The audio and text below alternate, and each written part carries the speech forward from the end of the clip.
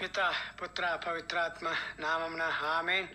గౌరవనీయులైన సహోదరి సహోదరులారా, మీకందరికీ మరొక మారు దివ్య సప్రసాద అద్భుతాల సందేశంలో సాధారణంగా స్వాగతం పలుకుతున్నాను.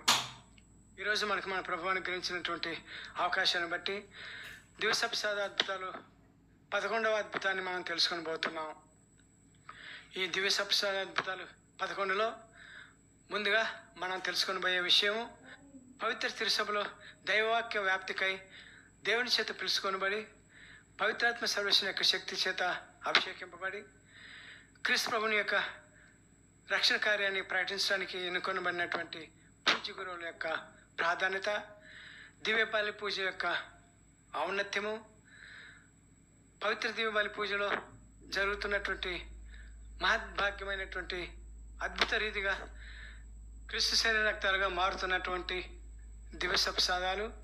11వ దివ్య సప్రసాద అద్భుతం జరగటానికి గల కారణం ఏమిటి, ఎక్కడ జరిగింది, ఏ సంవత్సరంలో జరిగింది, ఈ దివ్య సప్రసాద అద్భుతాలు క్రైస్తవ సహోదరి సోదరులందరికీ తెలియజేసే సందేశం ఏంటి అను అంశాలను ఇప్పుడు మనం ఈ 11వ దివ్య సప్రసాద అద్భుతంలో తెలుసుకొని పోతున్నాం. గౌరవనీయులైన సహోదరి సహోదరులారా, పవిత్ర తిరుసభలో పవిత్ర దేవుని యొక్క శక్తి చేత పిలుచుకొనబడినటువంటి యాజకుల గురించి తెలుసుకుందాం. పవిత్ర తిరుసభలో పోప్ గారి నుంచి బిషప్ గారులు, కార్డినల్స్, గురువులు మరియు కన్య స్త్రీలు వీరందరూ క్రీస్తు దేవుని చేత ఎన్నుకొనబడినటువంటి విశ్వాసుల యొక్క కాపర్లుగా పరిగణిస్తాము. తల్లి గర్భంలో ఉన్నప్పుడే వీరు పిలువబడి యవ్వన ప్రాయంలో ఎన్నుకొనబడి అభిషేకింపబడినటువంటి పవిత్ర జనముగా వీరిని తిరుసభ భావిస్తుంది. పునీత పేతురు గారు వీరి గురించి మొదటి పత్రిక 4వ అధ్యాయము 11వ వచనము మరియు 17వ వచనంలో ఏం చెప్తున్నారో తెలుసుకుందాం. వీరు క్రీస్తు ప్రభుని చేత ఈ ఉద్దేశం చేత ఎన్నుకొనబడ్డారని పేతురు గారు అంటున్నారు. ఉపదేశించువాడు ఎవడైని దేవుని వక్కనే ఉపదేశించవలను, సేవనొచ్చువాడు ఎవడైని దేవుడు అతను కొసగిన శక్తితోనే సేవింపవలను. అట్లయినసో మనము సర్వ విషయములందును యేసుక్రీస్తు ద్వారా దేవుని స్తుతించగలుగుదము అని చెప్తూ 17వ వచనంలో ఇలా అంటున్నారు. తీర్పు ప్రారంభమగు సమయము ఆసన్నమైనది, దైవ ప్రజలే ముందుగా తీర్పునకు గురి అవుతారు. ఇది మనతోడనే మొదలైనసో దేవుని సువార్తను విధేయింపని వారి గతి ఏమిటి అని అంటూ పునీత పేతురు గారు ఈ యొక్క తిరుసభ యొక్క కాపరుల గురించి హెచ్చరిస్తున్నారు. వాళ్ళు ఏమేమి విధులు నిర్వర్తించాలో చాలా స్పష్టంగా తెలియజేస్తున్నారు. అంతేకాకుండా ఈ యాజక బృందం అంతా ఎంతో గొప్ప స్థానానికి ఎన్నిక కాబడ్డారని, వీరు గుర్తు వరకు అభ్యసించిన ఫిలాసఫీ స్టడీస్ అయి ఉండవచ్చు, థియాలజీ అయి ఉండవచ్చు, మరే గొప్ప విద్య అయినా అయి ఉండవచ్చు. అవన్నీ క్రీస్తు ప్రభువు తన శిష్యులకు 3.5 సంవత్సరంలో ఇచ్చిన శిష్యులకు తర్ఫీదు లాంటివి అని అందరూ గమనించాలి.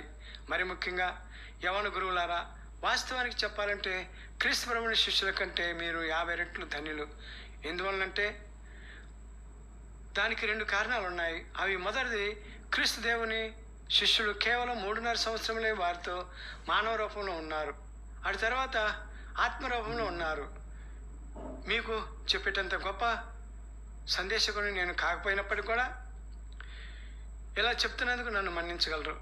మీరు ఎంత ధన్యులంటే పూజ్య గురువులారా మరియు తిరుసభ సంఘ కాపరులారా, క్రీస్తు ప్రభు నిరంతరము మీతో ఉంటున్నారు. మరొక విధంగా చెప్పాలంటే మీరు ప్రభువుతో ఉండటమే కాకుండా ప్రతిరోజు ఆ క్రీస్తు ప్రభుని మీ స్వహస్తాలతో థోమస్ గారి వలె తాగుతున్నారు. మరొక అంతకన్నా గొప్ప విషయం ఏమిటంటే, దేవుడిచ్చిన భాగ్యం ఏమిటంటే, మీరు దివ్య బలి పూజలో దివ్య సప్రసాదాన్ని ఆశీర్వదిస్తూ ఈ విధముగా ఇవి మా ప్రభువును మీ కుమారుడైన క్రీస్తు ప్రభు యొక్క శరీర రక్తములు అగునుగాక అని మీరు నుడిన వెంటనే అప్పటి వరకు సామాన్య రొట్టె రసములుగా ఉన్నటువంటి ఆ యొక్క భౌతిక విషయాలు మీరు పవిత్ర శిలువ గుర్తు వేసి క్రీస్తు ప్రభువుని అడిగిన వెంటనే అవి క్రీస్తు ప్రభు యొక్క శరీర రక్తములుగా మారటం నిజంగా వర్ణించలేని అద్భుతం. మానవుని ఊహకు అందినటువంటి దైవ సంకల్పం అది. భాగ్యాన్ని మీకు ఇచ్చారు. ఏ విధంగా అయితే తండ్రి అయిన యెహోవా దేవుడు ఆదిలో కలుగునుగాక లేక అగునుగాక అన్న ఒక్క మాటతోటి ఈ విశ్వ సృష్టిని సృష్టించారో, అదేవిధంగా మీరు అగునుగాక అయిన వెంటనే గోధుమ అప్పములు, ద్రాక్ష రసము క్రీస్తు ప్రభు యొక్క శరీర రక్తం లాగటం ఎంత గొప్ప అద్భుతం! ఒక్కసారి ఊహించుకోనండి గౌరవ పూజ గురువులారా. ఇది సామాన్యమైన విషయమా? మీరు తండ్రి దేవుని చేత పవిత్ర తిరుసభలో పిలువబడి ఎన్నుకొనబడి అభిషేకింపబడినటువంటి గౌరవ పూజ గురువులారా, లేక మెల్కీసెదెకుని యాజక బృందమా, అభిషేకింపబడిన మీరు పూర్తి విశ్వాసంతో దివ్యబలి పూజలు నిర్వహించాలి.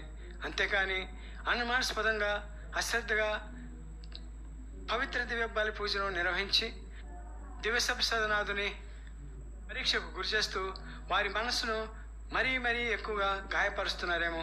ఒక్కసారి ఆలోచించండి ఓ యాజక బృందమా, ఆత్మ పరిశీలన చేసుకోండి. ఇవాళ 11వ దివ్యసప్రసాద అద్భుతం. ఇటువంటి పూజ గురువు దివ్యబలి పూజలో తను వ్యక్తపరిచినటువంటి అనుమానానికి ప్రతిఫలమే ఈరోజు జరిగినటువంటి అద్భుతం. త్రిత్వేక దేవుని సేవకుల అనుమానాస్పద పూరిత దివ్యబలి పూజ నిర్వహణ దేవునికి ఆగ్రహం పుట్టించిన లేక అనుమానాన్ని నివృత్తి చేసిన సంఘటనే ఈ 11వ దివ్య సప్రసాద అద్భుత సంఘటన.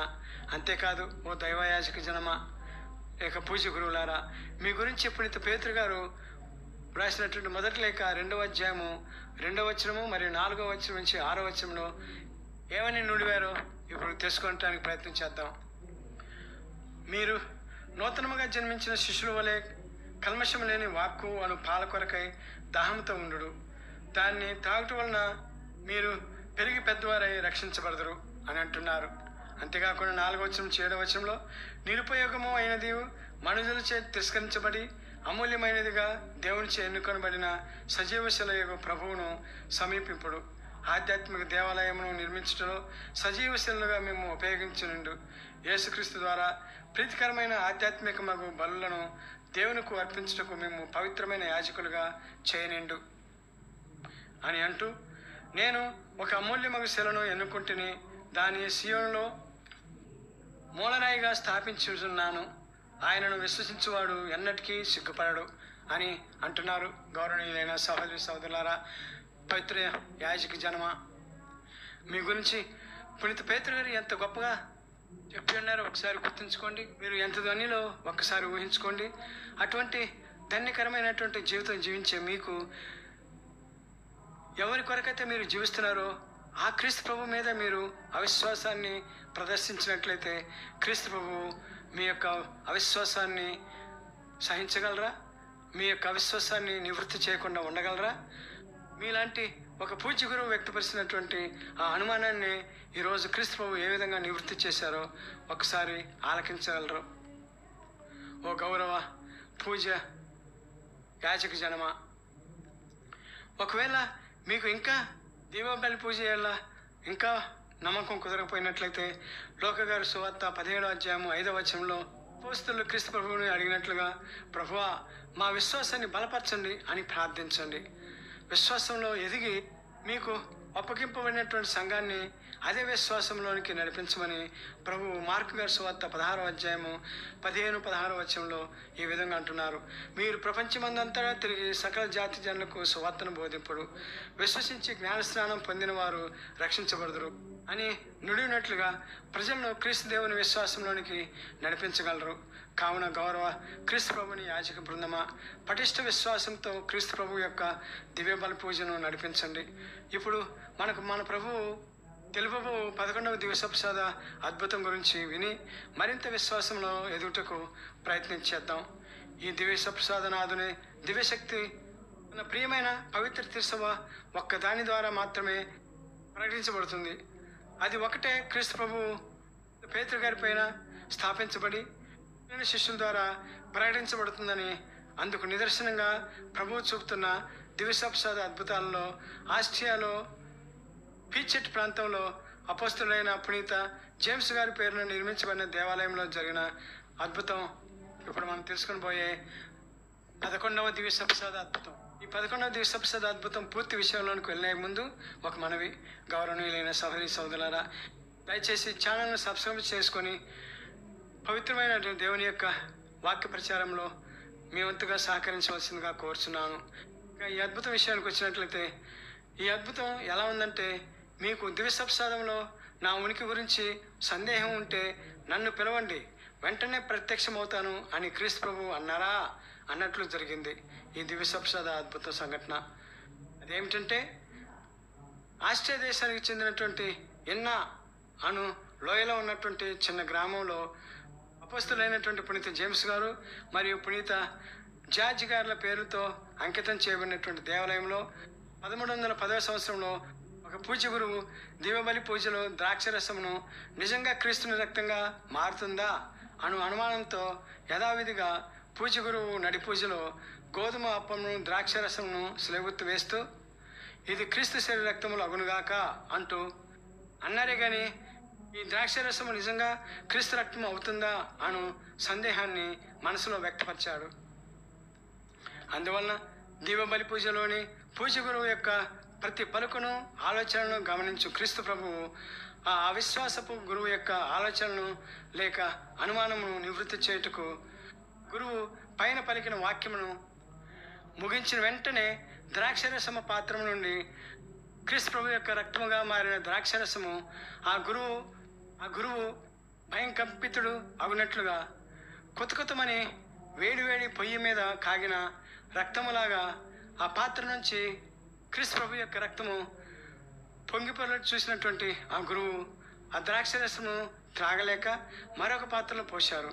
గౌరవ సహోదరి సోదరులారా, ప్రభు క్రీస్తు నిజమైన అసలైన దేవుడు ప్రతి పూజ గురువు తలంపులను గమనిస్తుంటారు అనటానికి ఇది అసలైన రుజువు. ఈ ఉడికిన రక్తంలో తొక్కుతొక్కలాడుతున్నట్లు రక్తం దాదాపుగా 170 సంవత్సరములు అయినా కూడా ఈ యొక్క రక్తం ఆ విధంగానే తొక్కుతొక్కమన్నట్లుగా ఉన్నది అని 1480 సంవత్సరంలో కూడా పరిశీలించినటువంటి పరిశోధకులు రుజువు చేస్తూ ఒక రిపోర్ట్ను తయారు చేయటం మీరు నమ్ముతారా గౌరవనీయులైన సహోదరి సోదరులారా? కానీ అది వాస్తవము.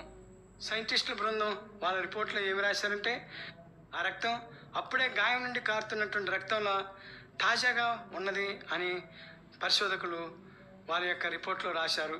గౌరవ సహోదరి సోదరులారా, ఇది 11వ దివ్యసప్రసాద అద్భుతము. అయితే ఇప్పటివరకు జరిగినటువంటి 10 దివ్యసప్రసాద అద్భుతాలకు మరియు ఈ 11వ దివ్యసప్రసాద అద్భుతానికి ఒక ప్రత్యేకమైనటువంటి భేదం ఉంది. అదేంటో తెలుసా గౌరవనీయులైన సహోదరి సోదరులారా?